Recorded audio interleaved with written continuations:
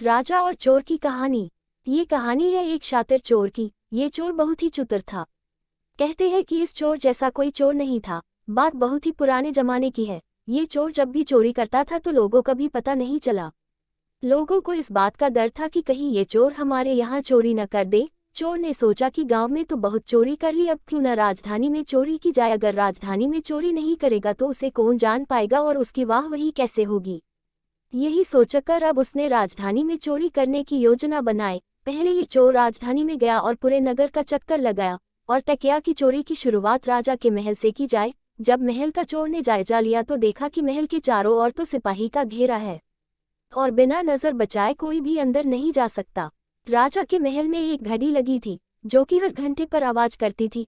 अब चोर ने सोचा कि अगर चोरी नहीं की तो उसे कौन जान पाएगा और वह चर्चित कैसे होगा। और चोर रात भर यही सोचता रहा कि कैसे चोरी की जाए। पूरी रात भर सोचने पर चोर को एक योजना बनाई कि दीवार पर एक घड़ी लगी है जिसका उपयोग किया जा सकता है। तो चोर ने यही सोचा कि हाँ, ऐसा किया जा सकता है। जब रात हुई तो चोर चोरी करने के लिए गया और दीवार घड़ी ने रात के 12 बजे घंटे के साथ आवाज दी और उसी वक्त चोर ने किले की दीवार में कीलें ठोक दी। हर घंटे पर चोर कीलों को ठोकता चला गया और साथ ही किले की दीवार पर चढ़ता चला गया।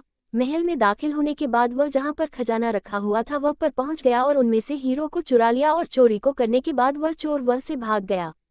जब सुबह हुई तो राजा ने देखा कि उसके खजाने में से हीरे गायब थे और राजा ने ये देखकर बड़ा ही नाराज हुआ कि इतना पहरा होने के बाद भी चोरी हो गया। राजा ने अपने मंत्री को बुलाया और इस बात की खबर दी और अपनी नाराजगी जताई कि हमारे महल में जब चोरी हो सकती है तो आम आदमी का क्या हाल होगा और ये बात अगर नगर में फैल गई तो जनता का राजा के क्या विश्वास रह जाएगा। इस पर राजा ने मंत्री को आदेश दिया कि अगर कोई भी व्यक्ति रात के समय दिखाई दे तो उसे पकड़कर राजा के पास लाया जाए और सिपाही की संख्या भी दुगनी कर दी जाए और सारे राज्य पर पूरी नजर रखी जाए।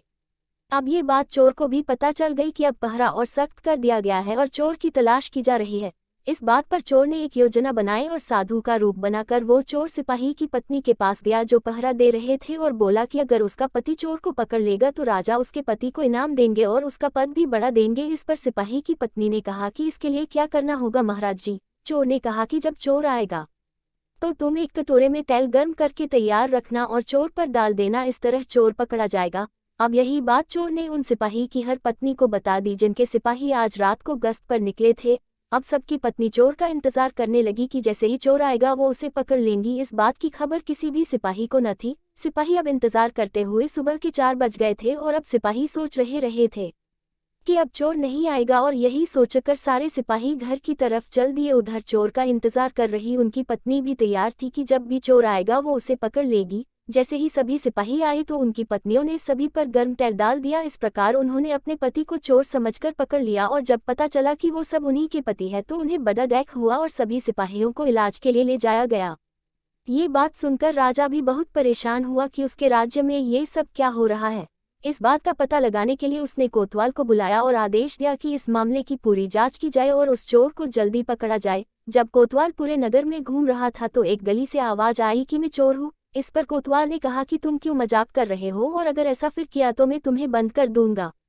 इस पर चोर ने कहा कि मैं ही वो चोर हूँ। कोतवाल ने कहा कि मैं तुम्हें बंद कर रहा हूँ। इस पर चोर ने कहा कि आप मुझे कहाँ बंद करेंगे। उसने कहा कि ये एक कमरा है, मैं इसमें बंद करके बाहर से ताला लगा दूंगा।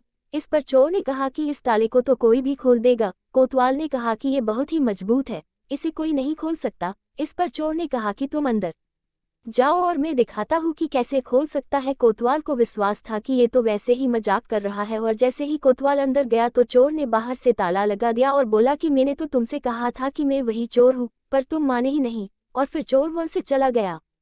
पूरी रात भर उस कमरे में बंद रहा। कोतवाल बेहोश हो गया। जब सिपाही ने देखा तो उन्हें भी इलाज के लिए ले जाया गया। ये बात भी राजा को पता चली तो राजा बहुत ही परेशान हुआ और कहा कि आज मैं खुद ही निगरानी करूंगा और देखता हूँ कि चोर अब कैसे बचेगा। ये बात राजा ने कही तो चोर वही खड़ा ये सब सुन रहा था और उसने सोचा कि आज रात में साधु का रूप बनाकर रहूंगा। चोर साधु का रूप बनाकर एक पेड़ के नीचे आग जलाकर बैठ गया। जब राजा ने नगर का चक्कर लगाया तो साधु को वह पर बैठा देखा और पूछा कि आपने ये से किसी को जाते हुए देखा है। चोर ने कहा कि वो तो बस अपने ध्यान में ही मगन है और यहाँ से कोई गुजरा भी होगा तो उसे पता नहीं। फिर चोर ने कहा क्यों ना आप भी मेरे पास बैठ जाए और अगर यहाँ से कोई गुजरा भी होगा तो दिख जाएगा और आप उसे पकड़ लेंगे। ये बात सुनकर राजा के दिमाग में एक योजना आई कि क्यों न मैं ही साधु बनकर बैठ जाऊं और ये साधु मेरी जगह नगर का चक्कर लगा ले। राजा ने कहा कि तुम नगर का चक्कर लगाओ और मैं तुम्हारी जगह बैठ जाता हूँ। बहुत ही देर बाद सोचने पर चोर राजी हो गया। दोनों ने आपस में कपड़े बदल लिए और चोर राजा के घोड़े पर बैठकर महल की ओर चल दिया। महल में पहुंचने के बाद चोर राजा के बिस्तर पर गया और सो गया। उधर राजा इतनी ठंड में बैठा हुआ चोर का इंतजार कर रहा था। राजा को बहुत ही ठंड लग रही थी। उधर चोर बड़े मजे से सो रहा था। बहुत देर हो गई, वो आदमी भी नहीं लौटा और चोर भी कहीं दिखाई दिया। राजा ने सोचा कि अब तो सुबह के 4 बजे है और लगता है अब चोर नहीं आएगा। यही सब सोचकर राजा ने अपने महल में जाने का निश्चय किया और महल की ओर चल दिया। जैसे ही महल में राजा घुसने लगा तो सिपाहियों ने राजा को पकड़ लिया।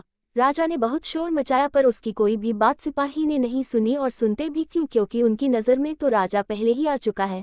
राजा को पकड़कर जेल में बंद कर दिया कि जब राजा सोकर उठेंगे तो चोर का फैसला होगा।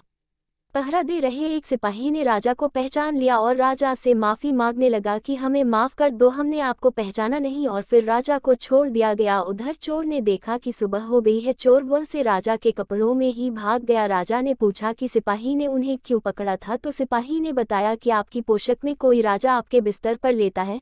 यह सुनकर राजा ने जांच की तो पता चला कि ये तो वही चोर है जिसे हम ढूंढ रहे थे।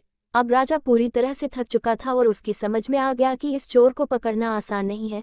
इस बात का ऐलान किया गया कि वो चोर अपने आप ही सामने आ जाए, और सामने आने पर उसे कोई भी सजा नहीं दी जाएगी, बल्कि उसे इनाम देकर छोड़ दिया जाएगा। यह सुनकर चोर राजा के सामने आ गया और बोला कि महाराज मैं ही वो चोर हूँ, और राजा के सभी हीरे, राजा के कपड़े आदि सभी सामान राजा को वापस कर दिए गए, और राजा ने भी उसे माफ करके एक गाँव इनाम में दे दिया और कभी भी चोरी न करने का वादा भी लिया।